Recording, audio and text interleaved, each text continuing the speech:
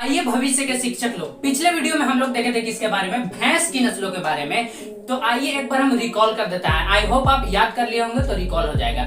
मुर्रा, मसाना, सुरती, भदावरी, गोदावरी, जफराबादी, नागपुरी, बन्नी, Toda, try, पंडरपुरी, संभलपुरी, नीली रावी, साथक नारा, कालाखंडी। तो दोस्तों ये था भैंस की नस्ल। लेकिन आज जो हम लोग देखने वाले हैं वो बहुत ही रोचक, वो क्या है, सुअर की नस्ल के बारे में। तो देखिए सुअर की जो गर्भकाल की जो अवधि होता है वो 114 से 122 दिन के एवरेज में होता है। तो आइए हम एक एक करके याद करते हैं। यार्कशायर, हैम्पशायर, बर्कशायर, लैंडरेस, घुंगरू, नियांग मेगा, तिनाइगो, निकोबारी, डूम, HS-X1, स्वदेशी किस्म।